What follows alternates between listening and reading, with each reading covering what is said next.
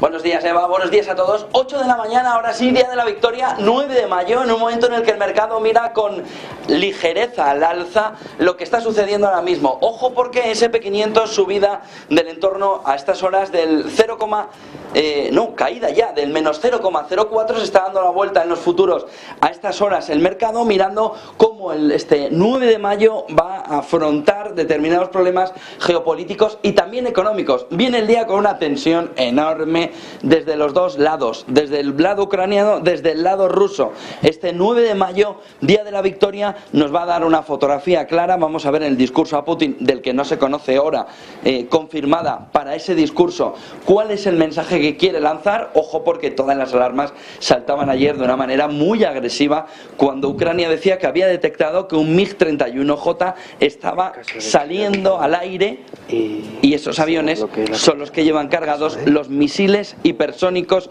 rusos, de tal manera que a partir de ahí se activaron todas las alarmas por parte de Ucrania para intentar evitar lo que parece inevitable, porque la misma Ucrania dijo que no tenía posibilidad de tener recursos antiaéreos contra esos misiles hipersónicos.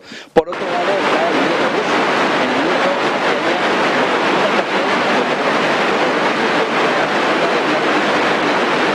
De ahí la poca transparencia, como parece normal, de no decir a qué hora va a hablar Putin, pero se supone que Putin va a hablar en las próximas horas. En los próximos minutos empieza el desfile del 9 de mayo, donde se va a ver toda la fotografía militar rusa en un contenido importante. En la parte puramente económica tenemos dos datos fundamentales.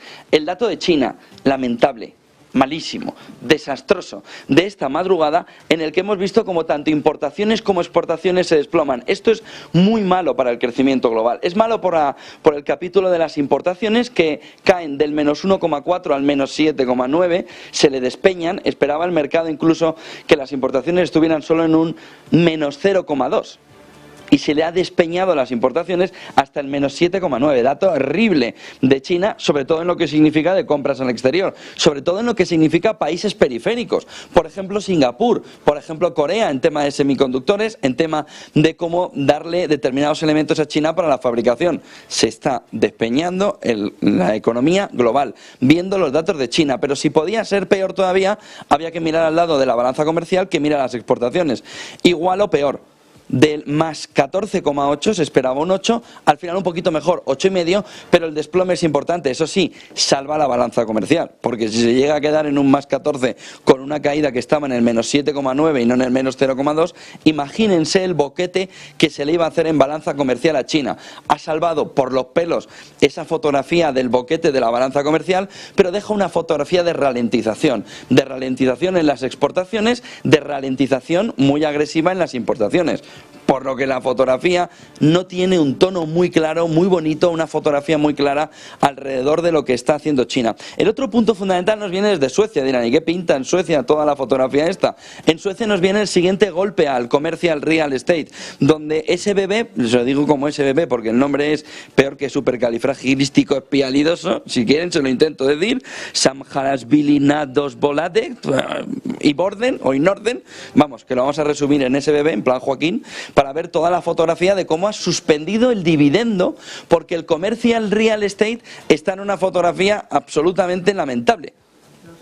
Y tiene que retrasar el pago del dividendo en el entorno de, como Blackstone había hecho hace unos meses, para retrasar ese dividendo todo lo que puede hacia 2024, porque no ve claro poder pagar ahora en esa fotografía esos dividendos. De tal manera que el Commercial Real Estate nos saca otra patita más, que viene a ponernos ante la fotografía de que la situación está muy, muy complicada. En lo comercial, real estate, en lo inmobiliario, perdón.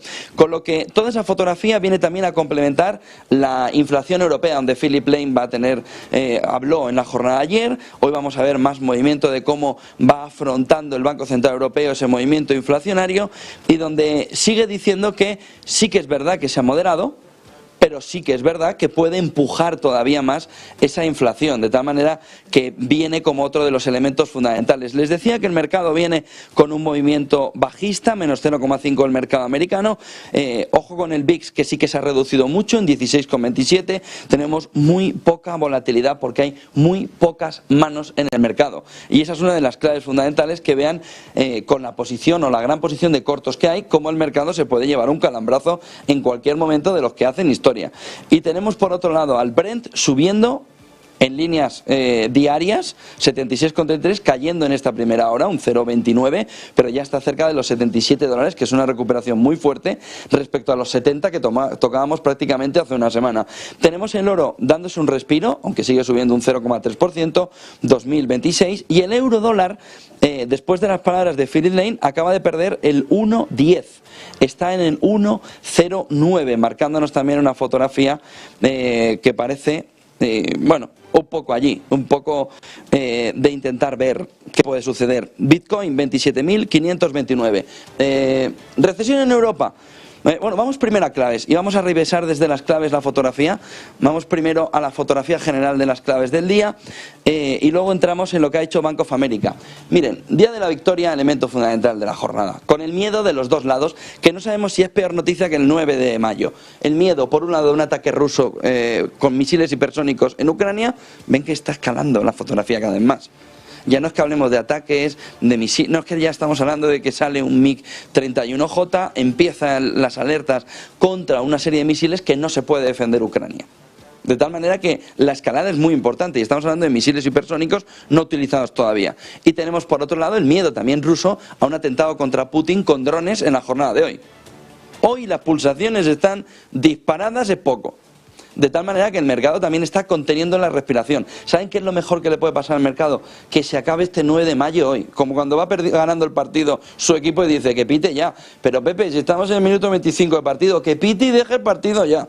Por lo mismo, que acabe el 9 de mayo cuanto antes. Es lo que el mercado está hoy teniendo de tensión en el cuerpo. Cuando antes pase, mejor. ¿Por qué? Por la tensión de los dos bandos. La tensión insoportable que puede reflejar en los dos bandos al conjunto de la economía. El cisne negro viniendo como motivo de escalada. El peor de los escenarios en este entorno. Por lo que, nada, dentro de unos minutos, 8:30, 20 minutos, 21 minutos, empezaremos a ver el desfile y a partir de ahí, en algún momento, Putin saldrá a dar el discurso y a partir de ahí veremos cuál es la fotografía que refleja Putin. Hay mucho miedo a lo que pueda suceder en la jornada de hoy e incluso a las palabras de Putin, cómo puedan escalar la guerra, miedo en el sentido escalada. El otro punto fundamental, como le decía, viene alrededor de Philip Lane.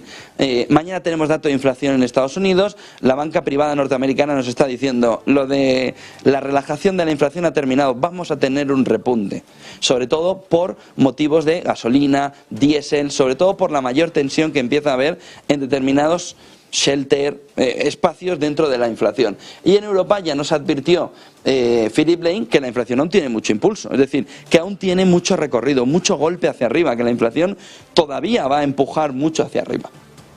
Tercer punto del día y luego desgranamos un poquito más de Bank of America. Dice Bank of America, Europa, fíjense lo que está diciendo Bank of America, cotiza en un informe de esta mañana, cotiza como si saliera de una recesión, no como si estuviese entrando en una. Nos está diciendo que estamos con el pie cambiado, que todo aquel que desde el 1 de enero dijo, me mola Europa, me voy para allá en la inversión y voy a buscar opciones de inversión muy importantes, está mirando a Europa con unos ojitos que no son los que le debería mirar, no los del enamoramiento, porque la realidad es que le está dejando. De tal manera que estamos viendo una fotografía clara de que, según Bank of America, de que Europa está con el pie cambiado, de que Europa está mirando más al movimiento alrededor de cómo puede salir de la recesión cuando en el fondo está entrando en ella. Cuando en el fondo hemos visto cómo la inversión de las curvas nos muestra que en Estados Unidos abril-mayo, aquí en Europa mayo-junio, esa recesión va a ser muy importante, lo nieguen como lo nieguen. Un milagro puede salvar toda la fotografía. Y es verdad que hubo un milagro el año pasado en verano alrededor de la crisis energética, pero bueno, no hay milagros todos los días tan sencillos. De tal manera que Bank of America, que luego veremos un detalle más, nos está poniendo ante la fotografía de cómo Europa y el inversor está mirando a Europa, tiene el pie cambiado. Es decir, no se está mirando la salida de una recesión, sino que se está entrando en ella. Entonces, ¿por qué está mirando el inversor como esa salida de la recesión, que no ha llegado todavía? Luego entramos en Bank of America en la siguiente diapositiva, pero ahora fíjense lo que está sucediendo en torno a un elemento colateral que no estamos mirando, que es que hace 2 semanas se rebajó el rating de Francia a negativo en un momento donde se mira, donde se percibe que la crisis de deuda en Europa va cogiendo fuerza. ¿Cómo? Pues sobre todo a través de la fotografía de Francia y de cómo una posible siguiente rebaja de calificación va tirando hacia abajo la calificación de la deuda francesa. Estamos hablando siempre que el sur de Europa tiene un problema de diferencial de deuda. El problema de Francia no es el diferencial de deuda, el problema de Francia es la deuda en sí. Es que ahora mismo Francia es el tercer país con más deuda, incluso por encima de Japón, mostrándonos sobre todo cómo su economía tiene una dificultad importante a la hora de devolver esa deuda. El momento que, por ejemplo, Rubini nos dice, tened mucho cuidado porque hay un punto de no retorno cuando puedes hacer o cuando puedes verte cerca de impago. ¿Qué no significa que Francia esté cerca del impago? Significa que Francia está dando pasos para acercarse a estar cerca del impago. Y lo que nos están diciendo es, cuidado porque la crisis de deuda es el peor de los cisnes que nos podemos encontrar en el laguito. Cuidado con la crisis de deuda, de tal manera que ojo con Francia a partir de ahora, hay que mirarle muy bien cómo posibles rebajas de calificación como la que vivió hace 2 semanas dejan la deuda francesa en una situación altamente complicada. Con lo que, primer punto clave también en el entorno de la posible crisis de deuda, ahora mismo el dedo se le pone en el ojo a Francia para ver qué puede suceder con posibles reducciones mayores de la calificación. Y luego el otro punto clave aquí en España, bueno, aquí no, estamos en Bulgaria, en España, viene alrededor del movimiento de acuerdo entre la COE y la patronal. Miren por qué, entre la COE y los sindicatos. Miren por qué vimos durante toda la semana el discurso de los sindicatos. La COE ha cedido, se subirá los sueldos un 4% en este 23, un 3% en el 24 y otro 3% en 2025. Una subida del 10% en 3 años. Puesta en diferentes momentos, pero 10%. ¿Qué es lo que nos faltaba por conocer? Esto. Los sindicatos, que han intentado ocultar durante este tiempo qué es lo que ellos habían cedido, han cedido una piedrecica de oro dentro de la negociación, que no es menor. Y que la COE considera que es una victoria muy importante. Es cómo han conseguido aprobar ese acuerdo salarial a cambio de que las mutuas controlen el absentismo laboral. Ojo porque la COE tiene estudios que dicen que podría estar caminando hasta cerca del 10% del absentismo laboral. Eso significa una pérdida de productividad salvaje. Gracias a que ese absentismo laboral viene sobre todo empujado, respaldado, porque las mutuas no tienen el poder siempre de decir esta baja es un poco fake.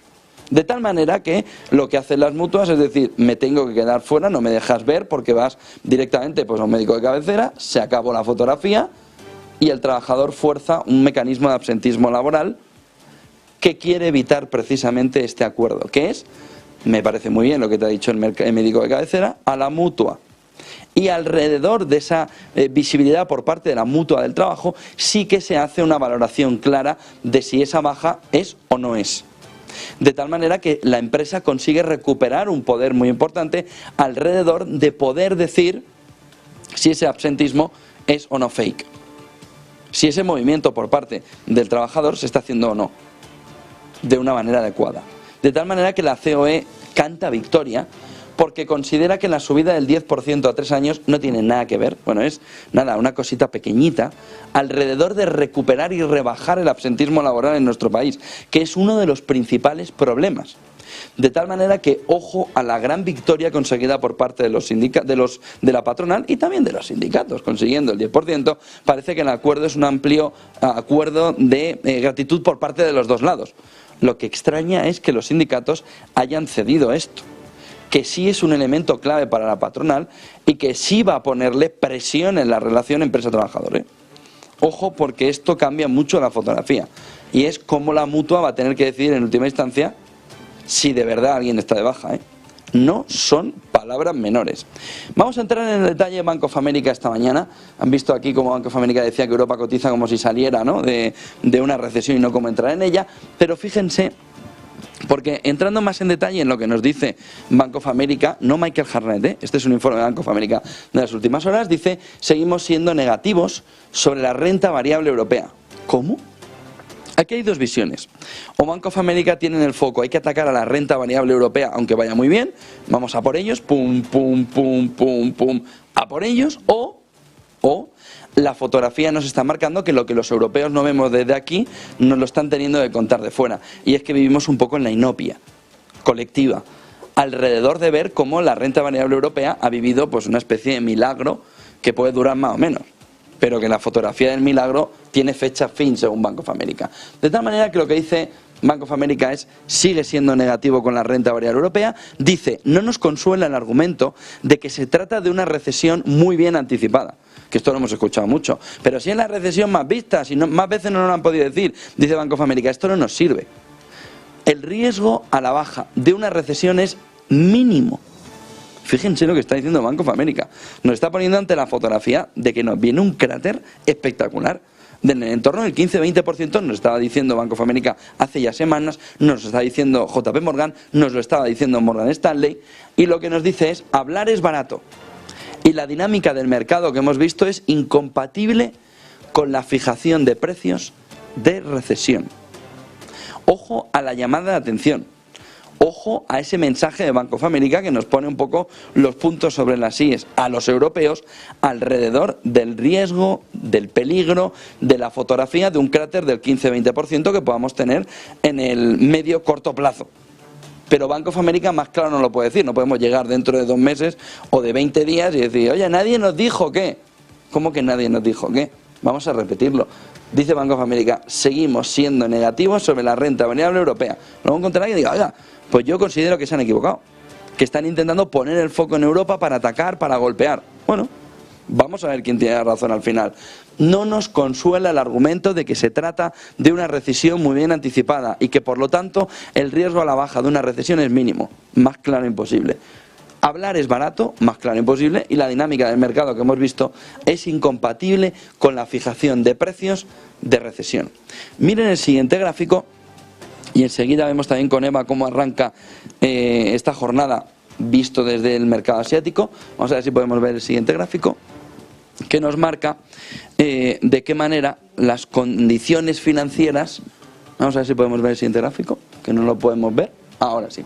El dato de condiciones financieras que conocimos anoche, 10 y poco de la noche, hora española, que era uno de los datos que estábamos esperando clave. Oiga, ¿cómo están las condiciones financieras en Estados Unidos? Fíjense, 4 detalles les he destacado de lo que pone. Todas las entidades financieras hablan de condiciones más estrictas para empresas de todos los tamaños. No, pero no está empeorando la fotografía financiera. ¿Pero cómo no está empeorando la fotografía financiera? Les repito, dice el dato de condiciones financieras de ayer. Todas las entidades financieras, de igual el tamaño, grandes, medianas, pequeñas, regionales, pseudo-regionales, lo que sea, todas hablan de condiciones más estrictas para empresas de todos los tamaños. No, es que a las grandes les presto, a las pequeñas no les presto. No, a todas. No hay parón. Se les presta, se les da una fotografía en la que todas las entidades hablan de que las condiciones están encogiendo ahí, se le está apretando a todas las empresas. Especialmente los bancos medianos están restringiendo el crédito. Aquí no había mucha novedad. Está claro que los bancos medianos están golpeando más a unas empresas cuando se le acercan, le dicen: oiga, que quiero préstamo, y le dicen: mire la puerta que está cerrada. No, pues ya está. ¡Hala! A correr a otro lado. De tal manera que bancos medianos endureciendo más, pero el dato de ayer nos dice los bancos grandes también. De tal manera que el impacto en la economía va a ser inmediato, porque las condiciones financieras que vimos ayer en el último dato en Estados Unidos ya han constreñido más a la economía norteamericana. ¿Cuánto? Por eso la FED ha pausado, porque el trabajo ya se lo va a hacer la banca comercial. Sus efectos son parecidos a una subida de tipos de 50 puntos básicos, de un 0,50%. De tal manera que se puede entender ya por qué la FED ha pausado con bastante tranquilidad. No porque no vayan a subir más los tipos de interés, sino porque los tipos de interés están subiendo de manera indirecta, hasta un entorno del 0,50% por cómo el crédito se va constriñendo, se está secando por parte de los bancos, que le dicen, pero ¿a dónde vas? Que no, que puedes venir a verme y me tomo un café contigo, pero que fuera del café aquí no tienes un duro. Y así va cogiendo fuerza un mecanismo en el que se va viendo cómo más y más y más se va ralentizando la actividad económica por culpa de ese movimiento de los bancos que dicen, y encima yo estoy en el foco. ¿Cuál es el foco? Fíjense, la cotización de los bancos ahora mismo en Estados Unidos está un poquito por encima de cómo estaba en 2007, se lo contábamos ayer. En cuanto los bancos pierdan el posicionamiento, la posición, el movimiento alrededor del punto en el que estaba el sector bancario en el S&P 500 en 2007, que lo vimos ayer en un gráfico de Bloomberg, a partir de ahí, miren, le falta espacio al suelo para caer. Porque a partir de ahí es donde vimos, por ejemplo, en 2007, cómo se despeñaba el sector bancario, viendo cómo las condiciones financieras iban empeorando y cómo trasladaban al conjunto de la economía una situación altamente complicada. De tal manera que 8:22 de la mañana la fotografía la tienen muy clara puesta. Día de la victoria, miedo por las dos partes, que es el peor de los escenarios. El miedo lleva a hacer cosas que alguien no quiere hacer. Por otro lado, lo que está sucediendo en el crédito comercial, en el comercial real estate, con SBB diciendo que no paga dividendos, que se acabó la fotografía. Esto ya lo ha hecho Blackstone. Ojo, porque podemos seguir negando el movimiento de fichas de dominó que va por el camino, pero la realidad es que las fichas de dominó avanzan y avanzan y avanzan, aunque nosotros no queramos mirarla. Y luego está la fotografía también que nos va dando la crisis de deuda y la fotografía de China, que importa menos, exporta menos. Y está dándole al mundo una fotografía de relajación en la salida, que es la peor de las noticias para el crecimiento, por ejemplo, de Alemania, que necesita ese impulso chino. Enseguida vemos gráficos. Antes, Eva Villanueva, cuéntanos cómo se ve la fotografía en este inicio de semana, futuros europeos, en este inicio de día, futuros europeos, y también cómo ha venido la bolsa asiática, cómo nos hace de previa a lo que vamos a vivir en la jornada de hoy, Eva. Pues efectivamente estamos muy pendientes de lo que prometen los futuros europeos. José Antonio, están advirtiendo de movimientos muy planos y estrechos, futuros del DAX que caen un menos 0,01% y los del IBEX 35 que ceden prácticamente lo mismo, aguantando en los 9.200 puntos. Entre tanto, los futuros americanos anticipan caídas del 0,10 en los futuros del S&P, en los del Dow y también en los del Nasdaq. En cuanto a lo que está pasando en Asia, hoy hemos visto datos importantes. Ahora miraremos cómo esas dudas sobre la recuperación se ciernen sobre China. Lo que hemos tenido en Japón también es datos de gastos en los hogares y de el consumo, datos que lo que están reflejando esta mañana mirando a la economía nipona es cómo cae el gasto de los hogares y sin embargo hoy vemos al índice Nikkei avanzar ese 1% hasta los 29.242 puntos.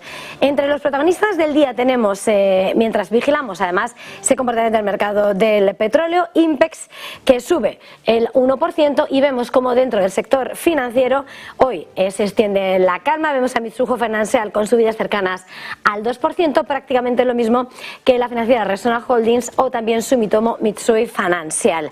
En cuanto a otros títulos protagonistas, la mirada puesta en el sector tecnológico, muy buenos el comportamiento de hoy. Advantes disparado el 4,36%, vemos a la Lasertec también por encima del 2%, mientras que vemos a la tecnológica SoftBank de forma mucho más moderada. Hoy lo que vemos es como el dólar frente al yen sigue dando ese fortalecimiento a la yen, a la divisa nipona, en 134,76 unidades, en un momento en el que eso sí, a las exportadoras les gusta menos ese comportamiento en el mercado de divisas. ¿Qué hemos visto en Hong Kong?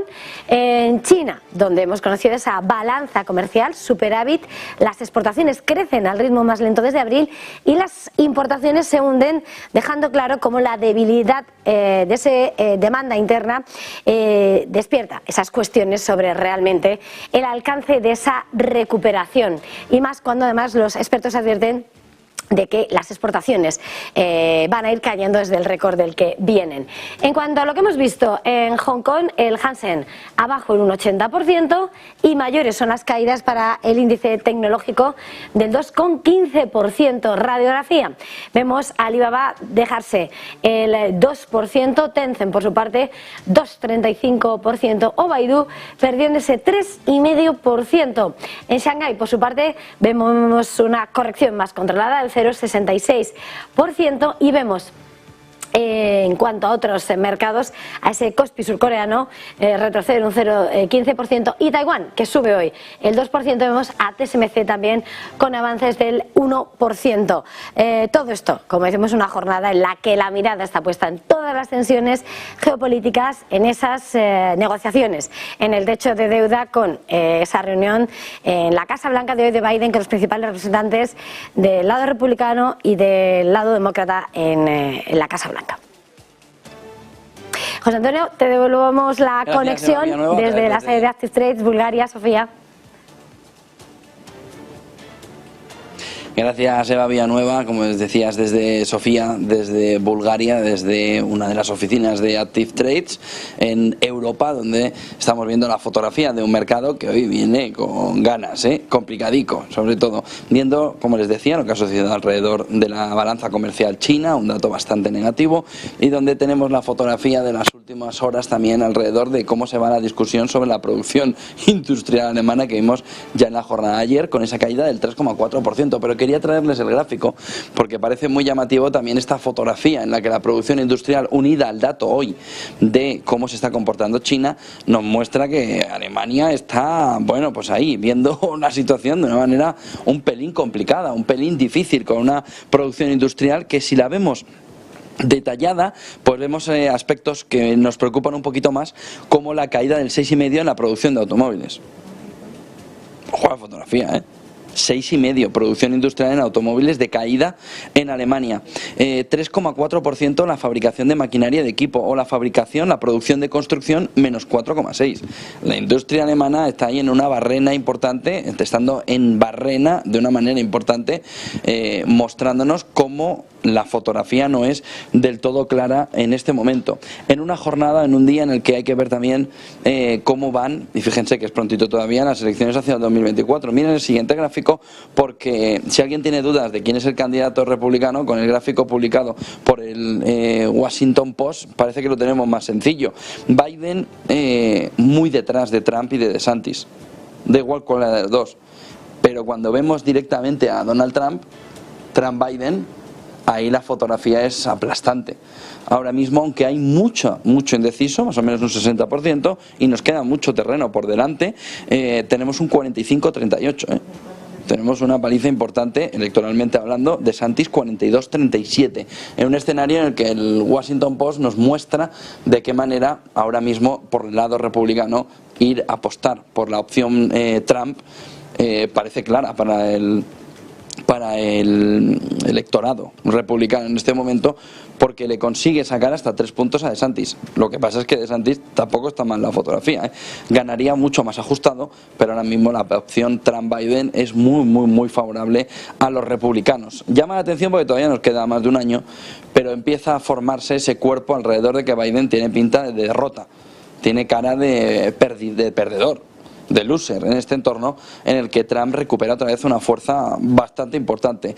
Miren el siguiente gráfico, que nos muestra también el valor de cómo los bonos globales, en esa fotografía de la renta fija, volvieron a caer otros 340.000 millones la semana pasada, y por lo tanto nos está reflejando que no termina de haber alivio para los balances de los bancos privados. Es decir, una vez que se ve también este movimiento de retroceso, donde el valor de los bonos globales cae en otros 340.000 millones de dólares la semana pasada, que no es una cuantía menor, que no es una cuestión menor alrededor de lo que está sucediendo con la renta fija y con los balances de los bancos, nos vuelve a reflejar la tensión, la presión que se está viviendo alrededor de los bancos privados, y cómo esa subida de tipos de interés golpea y golpea y golpea.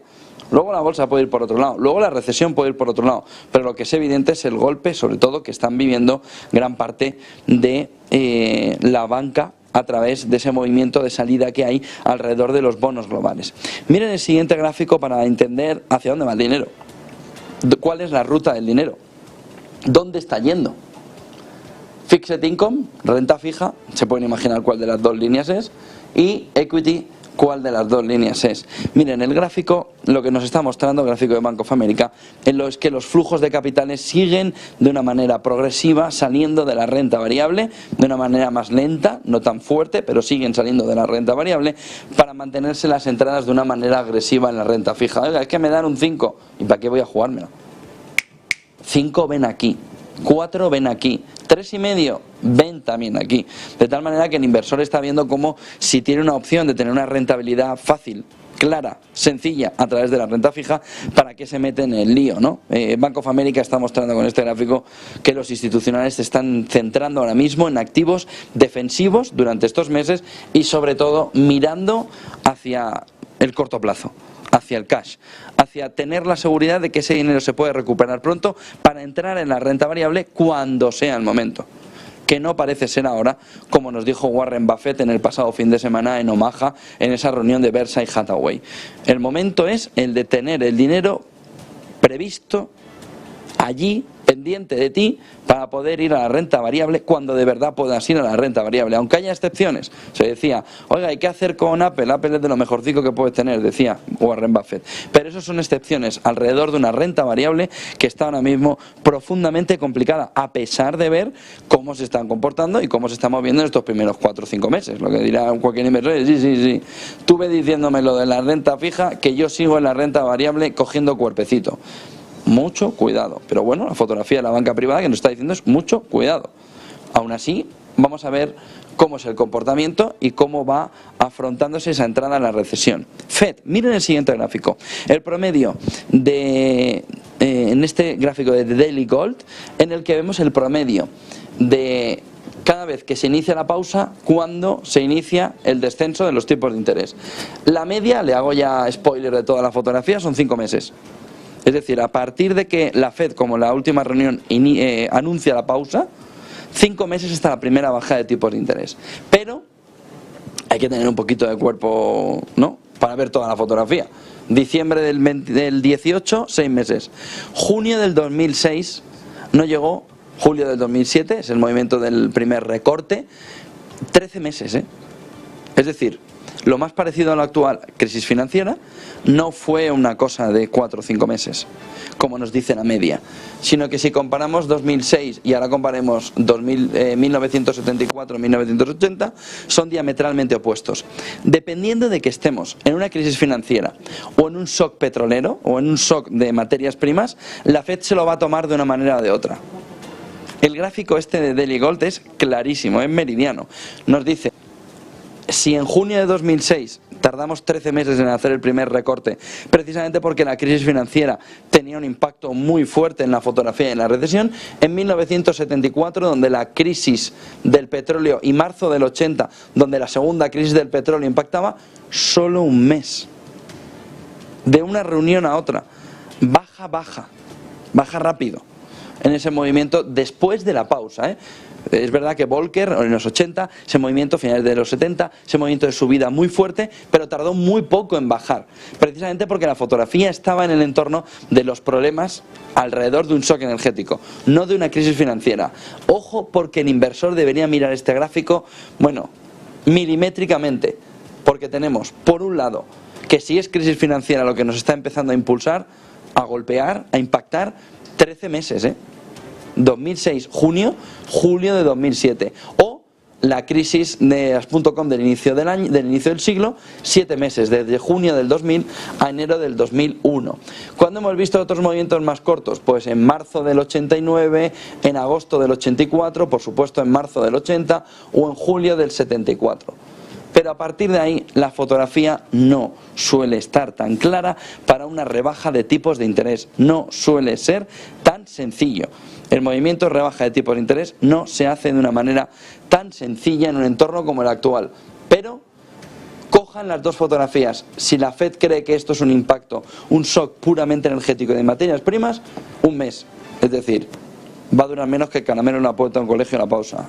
No parece que sea ese el escenario. Pero junio de 2006, 13 meses hasta que bajaron los tipos, 13 meses, todos calvos por el camino. Y sobre todo los bancos, que si los 13 meses se confirman, el golpe durante un tiempo muy prolongado le puede dejar fino. Miren el siguiente gráfico.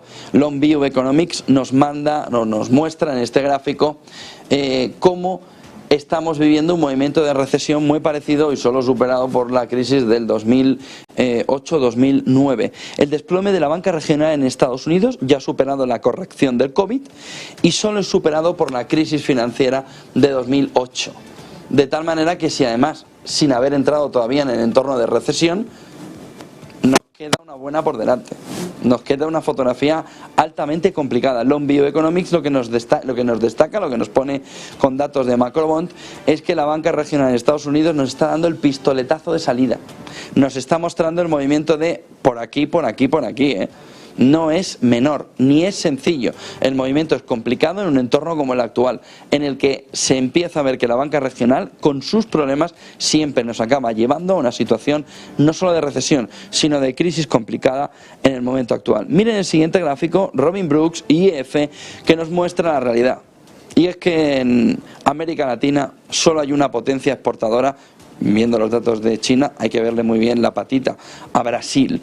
El gráfico muestra un superávit comercial de abril todos los años desde 2000 hasta 2023, mostrándonos la potencia que Brasil está teniendo, la potencia que Brasil tiene de una manera natural frente a México, que está en amarillo, Chile, que está en azul, Argentina, que está en rojo. De tal manera que nos está mostrando el camino de cómo Brasil, en el entorno en el que se está viendo que la balanza comercial ha alcanzado un gran superávit, durante la última década puede profundizar precisamente en ese crecimiento. De tal manera que nos está mostrando IF, Robin Brooks, el Instituto IF, que ahora mismo Brasil es la única potencia de verdad puramente exportadora que está compitiendo a nivel global y que puede estar dando un impulso fuerte también al crecimiento a nivel global gracias a sus exportaciones. Ya decimos que vive mucho de China, de tal manera que lo que veamos alrededor de la balanza comercial de China va a impactar tanto en importaciones, que le afecta directamente a Brasil, como en exportaciones, donde también le afecta directamente a Brasil. Miren el siguiente gráfico de IF, de Robin Brooks, sobre Rusia, que nos marca, no Rusia, sino colateralmente, donde está un poco la trampita en el solitario. Dejo de exportar a Rusia, pero no se me pueden caer las exportaciones al nivel del suelo. Entonces, ¿qué es lo que está haciendo gran parte de esas exportaciones, por ejemplo, alemanas, japonesas, estadounidenses o chinas? Buscar los países satélite, que al final permitan la exportación, permitan conseguir sacar gran parte del producto que han dejado de colocar a Rusia, y no precisamente buscando otros socios europeos, sino buscando a los países satélites, que son los que al final terminan por llevar ese producto a Rusia. Turquía, Bielorrusia, Kazajstán, Georgia. Estamos comparando China en el gráfico en negro, Alemania en azul, Japón en amarillo, Estados Unidos en rojo. Es muy llamativo el movimiento de Estados Unidos en Georgia. ¿Qué fiebre le ha dado a Estados Unidos? Lo digo en tono irónico, para exportar tanto a Georgia. ¿Qué fiebre le ha dado a Estados Unidos para una gran parte de las exportaciones que hacía Rusia haberlas pasado a Georgia de una manera tan agresiva? ¿Qué fiebre le ha dado a Estados Unidos para pasar a tener unas exportaciones tan fuertes a Kazajstán y a Alemania y a Japón y por supuesto a China? Pero ¿qué fiebre les ha dado a todos por ir a los países colindantes, a los satélites o a Bielorrusia, donde Estados Unidos y Japón sí que lo perciben como un elemento muy asociado a Rusia, pero China se está poniendo las botas y Alemania no ha terminado de retrocederlas? Pero ¿por qué, si aquí hay un país satélite para Estados Unidos, no tenemos lo mismo en Georgia o en Kazajstán o en Turquía, donde Estados Unidos también está disparando las exportaciones, eso sí, en este caso de Turquía, dándole a Erdogan un respirillo de los buenos? Importante. Ojo a la fotografía, porque nos vuelve a mostrar el cinismo económico. Todo el mundo quiere imponer sanciones, pero nadie quiere perder de foco que necesita seguir exportando también a Europa del Este o también al entorno de Rusia. De tal manera que ojo a lo que se está viendo alrededor del efecto sustitución, como en este caso Estados Unidos incluso, aunque con Bielorrusia lo tiene muy claro, con el resto de países satélites no lo tiene tan claro, sí que les mandan las exportaciones. Por cierto que tenemos última hora importante, saben que hoy es 9 de mayo, Día de la Victoria, estamos a la espera de ver también las imágenes de este Día de la Victoria, pero acaba de llegar, y la imagen tiene mucho de simbólico, bueno, no la tenemos todavía la imagen, pero la fotografía que veremos en breve, por temas de seguridad no está todavía, llegando a von der Leyen a Kiev, en una fotografía muy simbólica, en el que von der Leyen ya está en Kiev con Zelensky en el Día de la Victoria, para dejar muy claro quién está en el apoyo y quién está mano a mano en un día importante para las dos partes, tanto para Rusia como para Ucrania. No tenemos todavía imágenes del Día de la Victoria, de este 9 de mayo en Rusia, las vamos a tener enseguida, las vamos a tener durante toda esta mañana, durante todo este Business Connection, vamos a estar trufados de lo que sucede en ese Día de la Victoria, intentando darles sobre todo el elemento fundamental, que no es otro que el discurso de Putin. Varios gráficos más para terminar, dos gráficos en concreto. Uno, el de la producción industrial que hemos visto antes en Alemania. Ojo con lo que está sucediendo con productos químicos y farmacéuticos que continúan todavía. Vamos a ver si podemos ver el siguiente gráfico. Producción industrial en Alemania, productos químicos y farmacéuticos que se mantienen un 12% por debajo de lo que veíamos en la media 2016-2019. 12%, repunta, pero un 12% por debajo de la media 2016-2019. ¿Por qué es importante? Sobre todo porque es una de las industrias que son intensivas en energía, y que en este caso sí quiere ponerle toda la fuerza a Alemania, subvencionando su energía, bajándola a 6 kilovatios hora frente a 21 kilovatios hora. Quiere hacer una especie de dumping alrededor de la industria farmacéutica y química alemana, dándole una subvención que puede llevar a los 30.000 millones de euros. Y nos preguntamos, ¿y por qué quiere hacer todo eso? Aquí tenemos la fotografía. Continúa un 12% por debajo de cómo estaba en la media 2016-2019, una industria alemana que lo está pasando realmente mal. Y fíjense, porque la paradoja final ya, el último gráfico de esta mañana, en este 9 de mayo, Día de la Victoria para los rusos, se centra, la victoria contra la Alemania nazi, se centra en que lo paradójico, si quieren algo de extrañeza, ¿no? de economista camuflado, como diría Tim Harford, es que el único gas ruso que llega a Europa un año después de la guerra, ¿saben por dónde viene? Por Ucrania. Lo paradójico en este gráfico que nos trae la European Network of Transmission System Operators de gas es que el único gas que todavía nos llega a Europa viene por Ucrania. El único gas ruso que todavía llega a Europa nos viene por Ucrania un año después de la guerra, más de 400 días ya de guerra de Ucrania. Y el gas ruso que llega a Europa nos llega a través de Ucrania.